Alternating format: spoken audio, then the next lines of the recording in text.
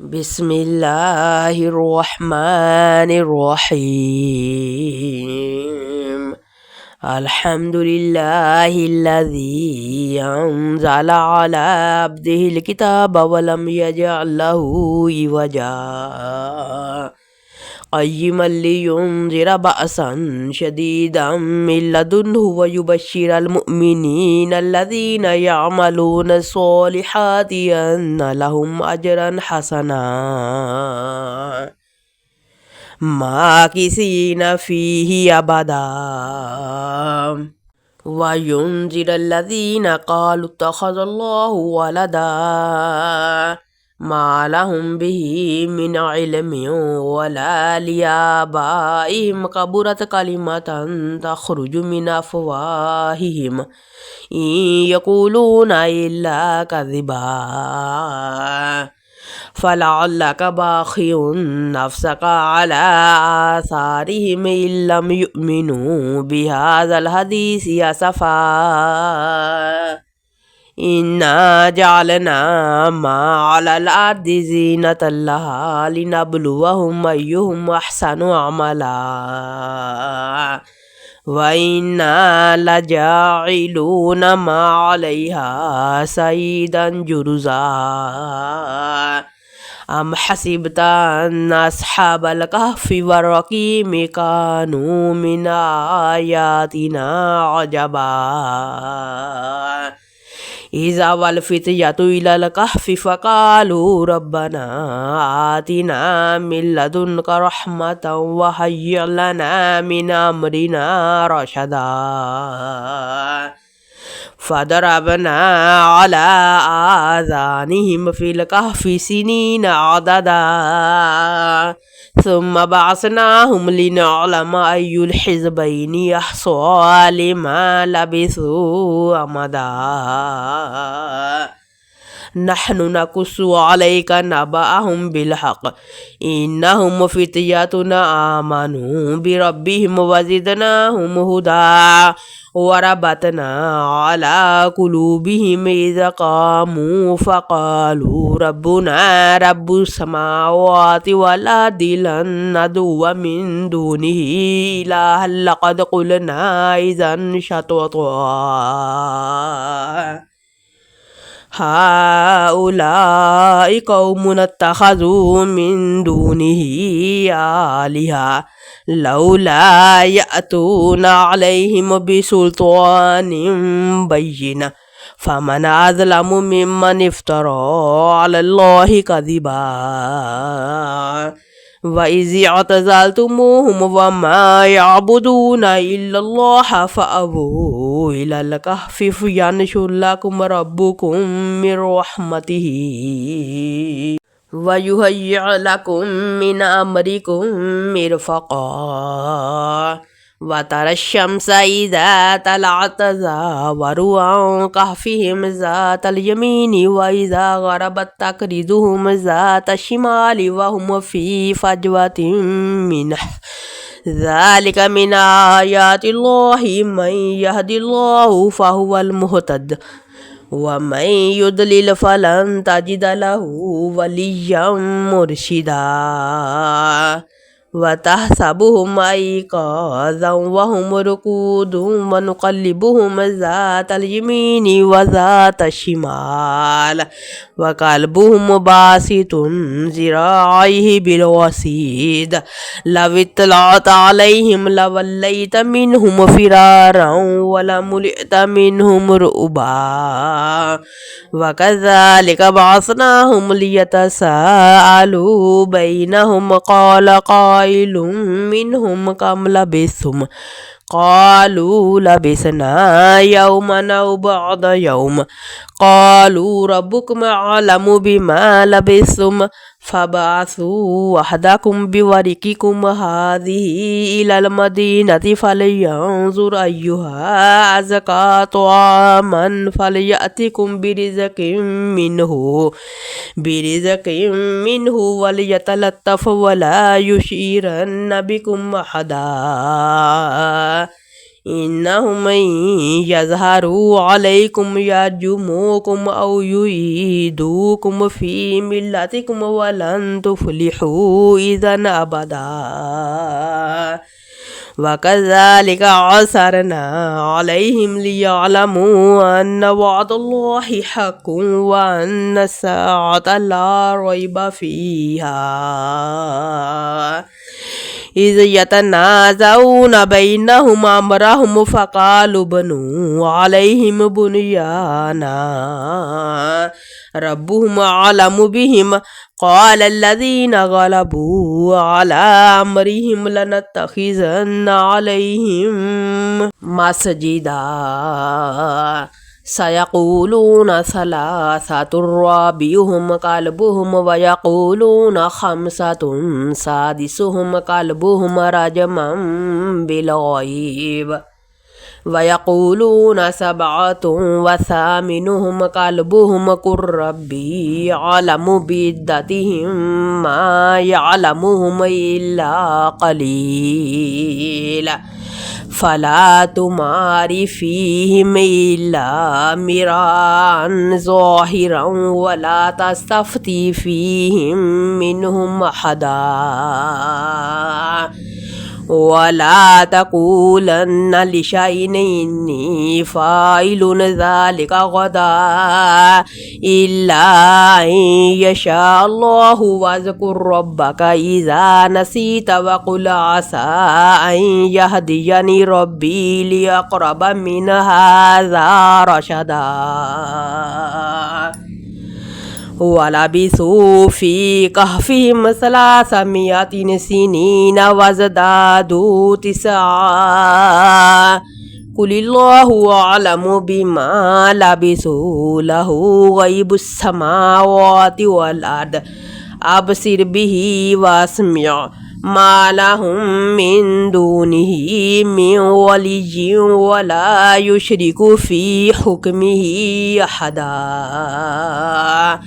واتل ما أوحي إليك من كتاب ربك لا مبدل لكلماته ولن تجد من دونه ملتحدا واصبر نفسك مع الذين يدعون ربهم بالغداة والعشي يريدون وجهه ولا تعد عيناك عنهم تريد زينة الحياة الدنيا ولا تطع من أغفلنا قلبه عن ذكرنا واتبع هواه وكان أمره فرطا وقل الحق من ربكم فمن شاء فليؤمن ومن شاء فليكفر إنا أعتدنا للظالمين نارا أحاط بهم سرادقها وإن يستغيثوا يغاثوا بماء كالمهل يشوي الوجوه بئس الشراب وساءت مرتفقا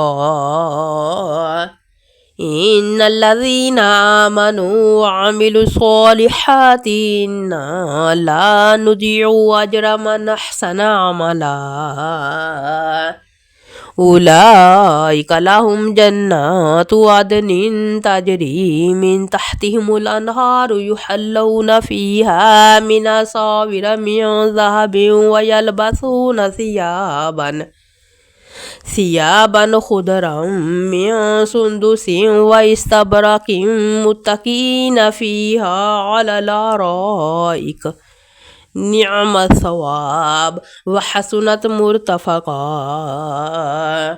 واضرب لهم مثل الرجلين جعلنا لأحدهما جنتين من عناب وحففناهما بنخل وجعلنا بينهما زرعا كلتا الجنتين آتت أكلها ولم تظلم منه شيئا وفجرنا خلالهما نهرا وكان له ثمر فقال لصاحبه وهو يحاوره أنا أكثر منك مالا وأعز نفرا ودخل جنته وهو ظالم لنفسه قال ما أظن أن تبيد هذه أبدا وما أظن الساعة قائمة ولئن رددت إلى ربي لأجدن خيرا منها منقلبا قال له صاحبه وهو يحاوره وكفرت بالذي خلقك من تراب ثم من نطفة ثم سواك رجلا لكن هو الله ربي ولا أشرك بربي أحدا ولولا إذ دخلت جنة قلت ما شاء الله لا قوة إلا بالله إن ترني أنا أقل منك مالا وولدا فعسى ربي أن يؤتيني خيرا من جنتك ويرسل عليها حسبانا من السماء فتصبح سعيدا زلقا أو يصبح ماؤها غورا فلن تستطيع له طلبا وأحيط بثمره فأصبح يقلب كفيه على ما أنفق فيها وهي خاوية على عروشها ويقول يا ليتني لم أشرك بربي أحدا ولم تكن له فئة ينصرونه من دون الله وما كان منتصرا هنالك الولاية لله الحق هو خير ثوابا وخير عقبا واضرب لهم مثل الحياة الدنيا كماء إن أنزلناه من السماء فاختلط به نبات الأرض فأصبح هشيما تذروه الرياح وكان الله على كل شيء مقتدرا المال والبنون زينة الحياة الدنيا والباقيات الصالحات خير عند ربك ثوابا وخير عملا ويوم نسير الجبال وترى الأرض بارزة وحشرناهم فلم نغادر منهم أحدا وعرضوا على ربك صفا لقد جئتمونا كما خلقناكم أول مرة بل زعمتم أن لن نجعل لكم موئدا ووضع الكتاب فترى المجرمين مشفقين مما فيه ويقولون يا ويلتنا ما لهذا الكتاب لا يغادر صغيرة ولا كبيرة إلا أحصاها ووجدوا ما عملوا حاضرا ولا يظلم ربك أحدا وإذ قلنا للملائكة اسجدوا لآدم فسجدوا إلا إبليس كان من الجن ففسق عن أمر ربه أفتتخذونه وذريته أولياء من دوني وهم لكم عدو بئس للظالمين بدلا ما شهدتهم خلق السماوات والأرض ولا خلق أنفسهم وما كنت متخذ المضلين عضدا ويوم يقول نادوا شركائي الذين زعمتم فدعوهم فلم يستجيبوا لهم وجعلنا بينهم موبقا ورأى المجرمون النار فظنوا أنهم مواقعوها ولم يجدوا عنها مصرفا ولقد صرفنا في هذا القرآن للناس من كل مثل وكان الإنسان أكثر شيء جدلا وما منع الناس أن يؤمنوا إذ جاءهم الهدى ويستغفروا ربهم إلا أن تأتيهم سنة الأولين أو يأتيهم العذاب قبلا وما نرسل المرسلين إلا مبشرين ومنذرين ويجادل الذين كفروا بالباطل ليدحضوا به الحق واتخذوا آياتي وما أنذروا هزوا ومن أظلم ممن ذكر بآيات ربه فأعرض عنها ونسي ما قدمت يداه إنا جعلنا على قلوبهم أكنة أن يفقهوه وفي آذانهم وقرا وإن تدعوهم إلى الهدى فلن يهتدوا إذن أبدا وربك الغفور ذو الرحمة لو يؤاخذهم بما كسبوا لعجل لهم العذاب بل هم موعد لن يجدوا من دونه موئلا وتلك القرى أهلكناهم لما ظلموا وجعلنا لمهلكهم موئدا وإذ قال موسى لفتاه لا أبرح حتى أبلغ مجمع البحرين أو أمضي حقبا فلما بلغا مجمع بينهما نسيا حوتهما فاتخذ سبيله في البحر سربا فلما جاوزا قال لفتاه آتنا غداءنا لقد لقينا من سفرنا هذا نصبا قال رأيت إذا أوينا إلى الصخرة فإني نسيت الحوت وما أنسانيه إلا الشيطان أن أذكره واتخذ سبيله في البحر عجبا قال ذلك ما كنا نبغي فارتدا على آثارهما قصصا فوجدا عبدا من عبادنا آتيناه رحمة من عندنا وعلمناه من لدنا علما قال له موسى هل أتبعك على أن تعلمني مما علمت رشدا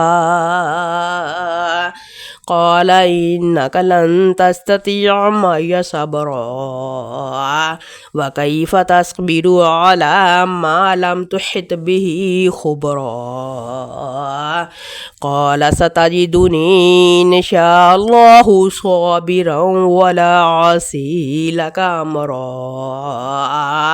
قال فإن اتبعتني فلا تسألني عن شيء حتى أحدث لك منه ذكرا فانطلقا حتى إذا ركبا في السفينة خرقها قال خرقتها لتغرق أهلها لقد جئت شيئا إمرا قال ألم أقل لك إنك لن تستطيع معي صبرا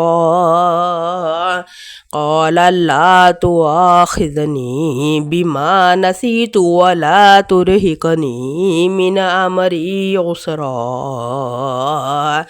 فانطلقا حتى